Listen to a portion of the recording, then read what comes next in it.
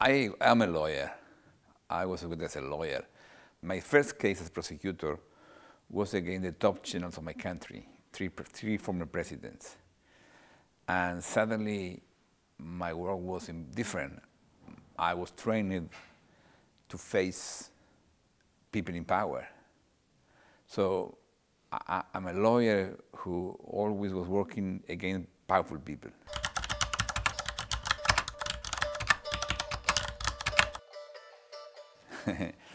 No one prepared you to be the chief prosecutor of the ICC. Interestingly, when I was the deputy prosecutor of the junta trial when I was 32. In fact, that was my first trial. I was totally not prepared for that, but I learned a lot. And the rest of my life, I was thinking I did the most important work of my life when I was 32, because I would never have a bigger case than my junta trial. And then when I was 51, I was appointed chief prosecutor of the ICC. And then the junta trial was my training.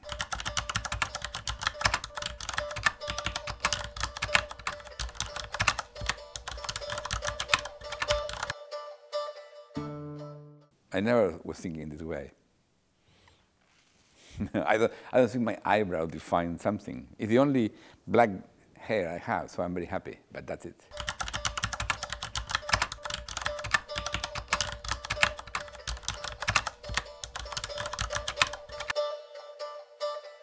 The fact that in Kenya and in other countries, people put my name to their songs is showing how useful was this idea of the International Criminal Court for them. I feel that is, my view is, as a chief prosecutor, I was basically a lawyer of the people who were victims of these massive atrocities. That the fact that some of them recognize that and give me the honors to put my name to their songs is showing we achieved something there.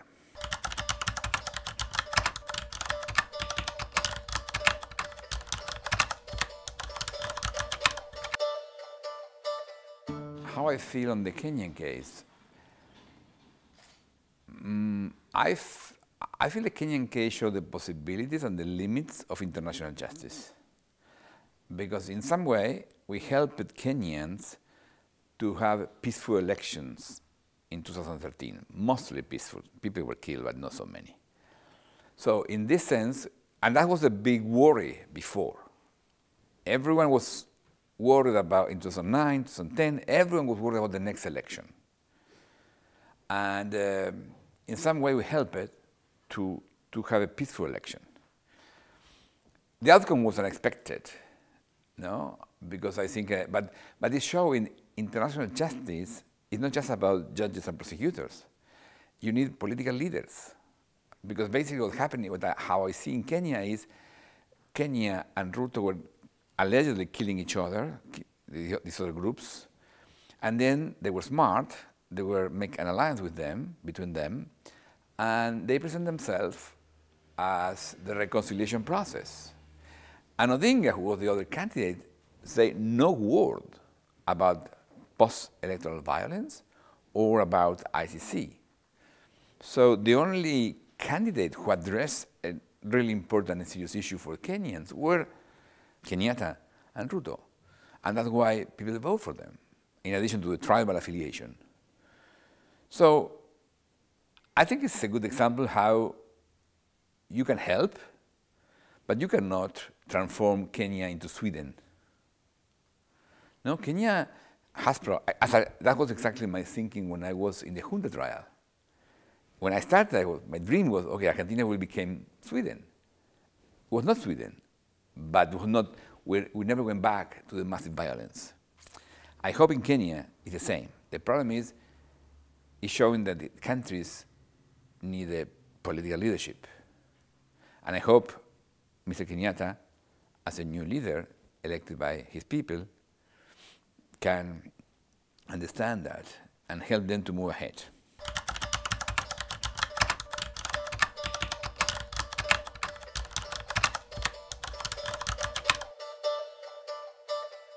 The Wakey Commission collected interesting evidence in the Ruto case, was less successful in the killings committed, allegedly led by Mr. Kenyatta, because it was more difficult, because in the time of the White Commission, Mr.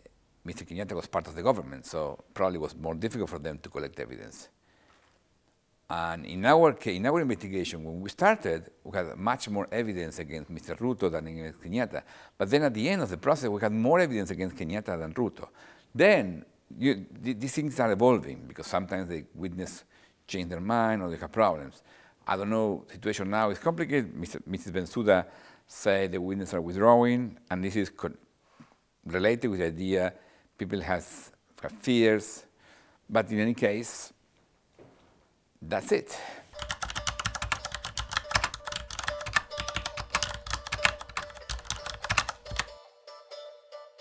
I don't think you can avoid the problem that we had now, because we protected our witness. We transferred them from Kenya to different places. But in some cases, we know families in Kenya were affected or threatened.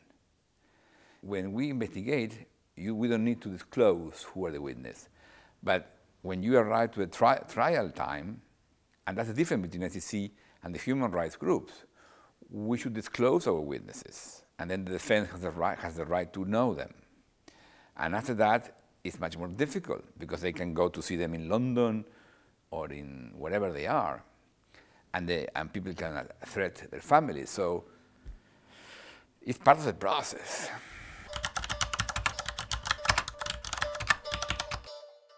The prosecutor cannot bribe witnesses, have no budget for that. The prosecutor cannot bribe witnesses. There were allegations that someone was bribing them, yes. And we have some evidence on that in my time. And I suppose now there are more problems.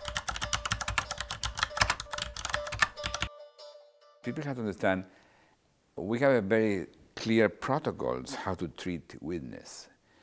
And they are very complex. First, it's about security. So we have very complex protocol how to protect before we even are in touch with them. And then in particular with those victims, those witnesses who were victims, we have a psychological assessment before we interview them to protect them. And then for the interviews, there is a lot of protocols too, how you have to start the interview explaining to the witness what is ICC, the meaning of the ICC, then the meaning of the trial. You have to request to them to tell the truth. You have to request to them to be detailed. So there's there are a lot of protocols that we follow. Because also, this will be scrutinized before the judges, and the defense can challenge. So it's a very complex and rigorous process. The standard is, I ask my investigators, give me clarity, who are those most responsible? And they collect the evidence, and they make the first call. They present to me, this is our evidence, these are our candidates. And I challenge them to say, do you have evidence against this or that? And in this way, we reach the conclusions. The information is coming from the investigators, and it's about the evidence they collect. We have no information about Mr. Odinga involved in the killings. Yeah, he was part of the Ruto campaign, of the Ruto Alliance. But we have information that Ruto was allegedly involved in the organizing the attacks, but nothing about Odinga himself. Sam, there is zero. There was zero allegation that Kibaki himself was involved. There were some people talking about his wife, but was marginal. But zero about Kibaki.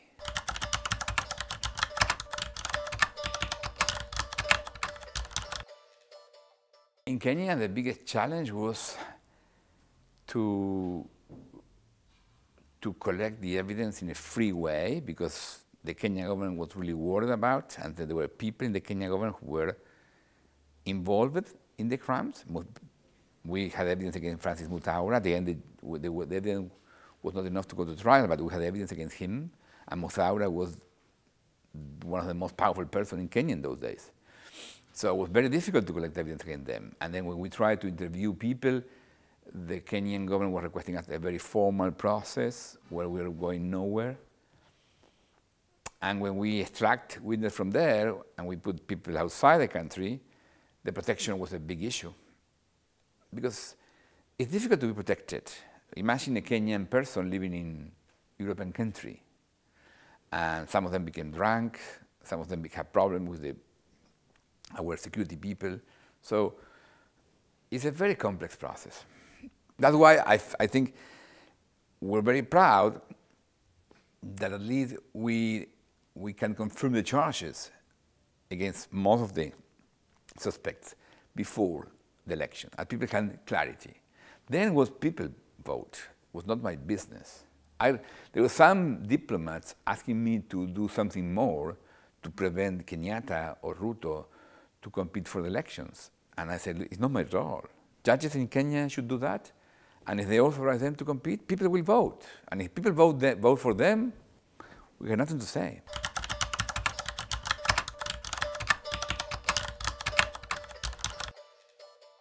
No, but it's not as very peculiar. You need physical evidence. So there were, in some case, doctor report about rapes, and they were collecting physical evidence. There were some pictures. There were sites. So a church burned. So you have such. We did some sites analysis, and witnesses, victims, explaining what happened to them, and inside witnesses. Because part of the crime were allegedly committed by the Mungikis, some of the witnesses were Mungiki members who have, of course, because the Mungikis is using violence and crime and committing crimes, it's complicated because then people can say, oh, the Mungikis are criminals, you cannot trust them. So that's why we try to have very high standard to evaluate if they were saying the truth or not. So we compare the information with all the information we have, and we select those who we believe could stand on trial.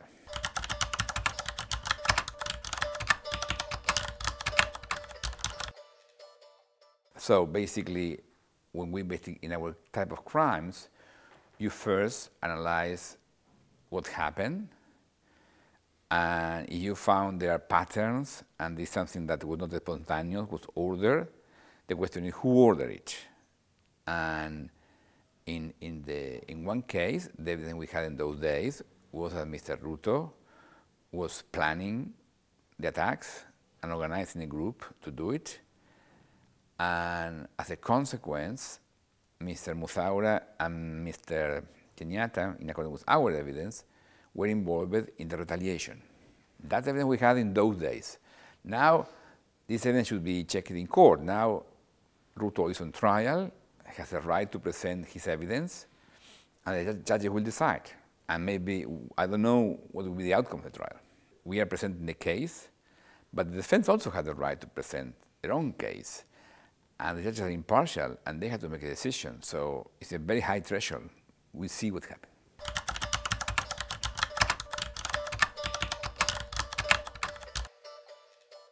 Justice is a long journey.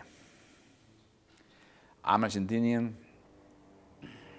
We're pretty successful, but it took 7 years to have a trial against the top commanders.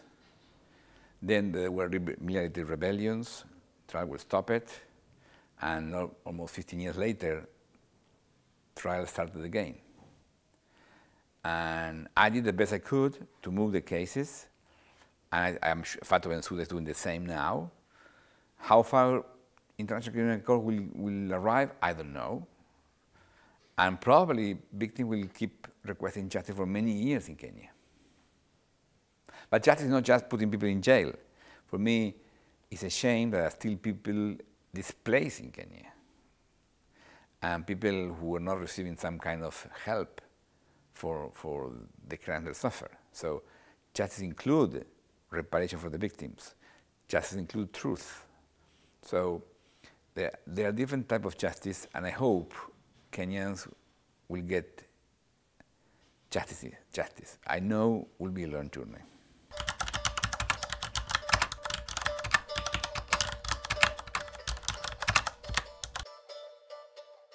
I left ICC because I had to leave. My job was my job. It's not so I had a tenure for 9 years, and in June 2012, I had to replace it. I could not stay. The law say I should go. That's why I was very pleased that I could finish the confirmation of charges. But after that, it's an institution. It's not my place. And Fatou Bensouda was with me, so she knew the case very well, and she did the best she could. I could not do it better than Fatou.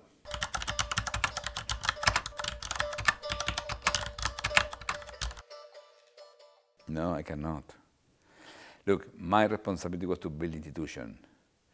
You build institution doing cases, and that's what I did. But it's not my place. My heart is with the Kenyans. I always think on how much they suffer, and probably they are disappointed. I understand that. I did the best I could. And I know it's a long journey. And I know at the end will be always people disappointed.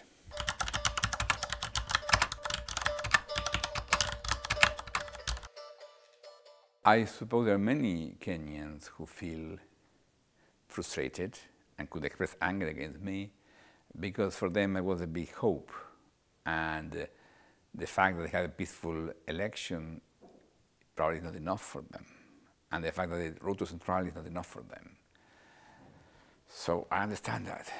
And I regret I did the best I could. And it was, I started the case, I investigated the case, I reached the confirmation of the charges. After that, I could not compete for elections in Kenya. So I was thinking, okay, maybe because I finished in ICC, I go to be the Prime Minister of Kenya. I cannot. So we need Kenyan politicians. You cannot rely on one person. We should prepare many persons in Kenya to face. And there are very good people in Kenya. But it's still complicated.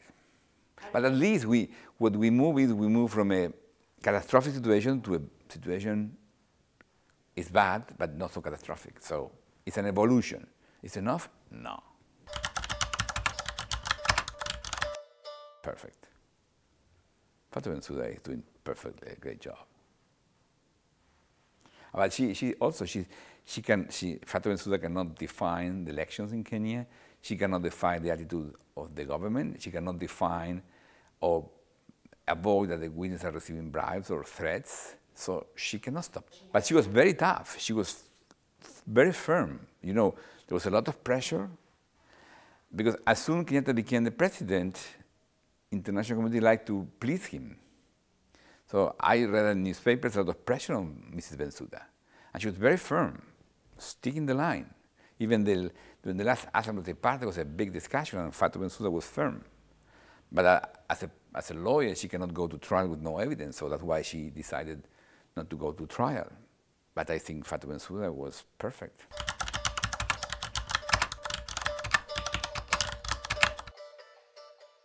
ICC, the International Criminal Court always faced new challenges because when I started, the challenge was to put the system in motion. Imagine, when I started, it was the Iraq War. Many of the judges were thinking the court will close in 2 years.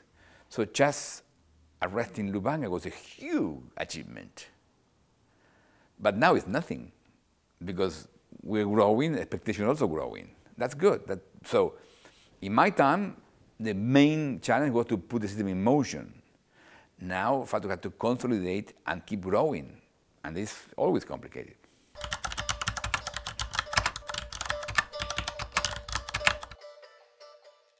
You know, for us, we don't care. The fact that Mr. Kenyatta is president, or is vice president, or Mr. Bashir was president, or Muammar Gaddafi was the leader of Libya, we really don't care. We don't think in this way. We're criminal prosecutors. We look for the evidence, and we just try to follow the evidence, and we say, okay, we prosecute the most responsible. That's the policy. what I found is, okay, but this should be the policy not just for the prosecutor, it should be the policy for the states. And the states have different, diplomats have a different relation. They relate with states and they respect head of states, so for them it's different. But for the prosecutors, it's not, we focus on the case, really.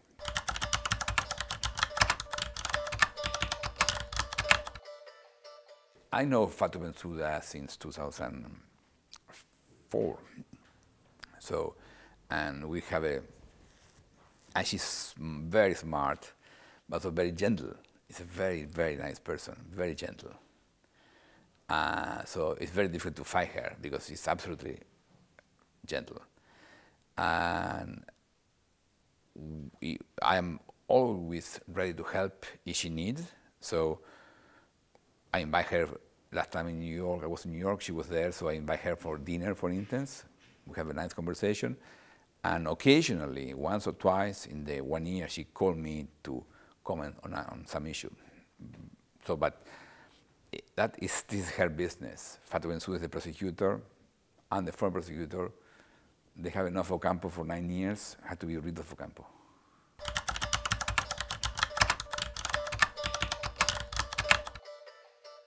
I don't know.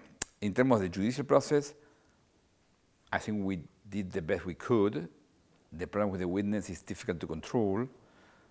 Probably we can try to do better investigation to avoid tampering of the witnesses. I believe the Kenya case requires strong commitment for the international community. But in some way, Kenya case is moving well in the sense that Kenya is evolving. Look what's happening in Darfur, nothing is working well. In Sudan, nothing is working well. In Kenya, it's working better. Of course, it's not enough. And I'm answering your question better, I don't know. I think it's early to have lessons. I think it's early to have lessons. We need more time to see how this is evolving. If it was a contribution, if the efforts of Kofi Annan and the efforts of the ICC were enough or not. But one lesson we can learn from Kenya is that international justice is not just about judges and prosecutors, require national leadership. And that was the missing part in Kenya.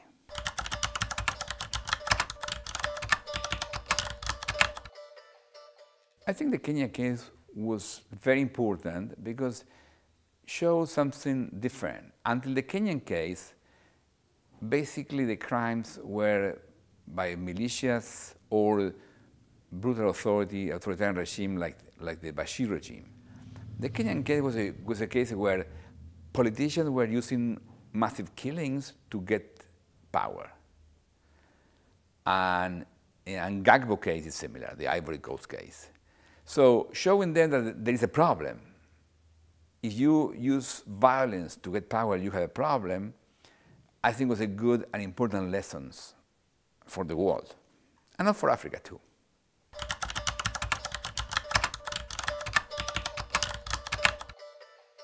The ICC is there to protect those victims when no one else protects them.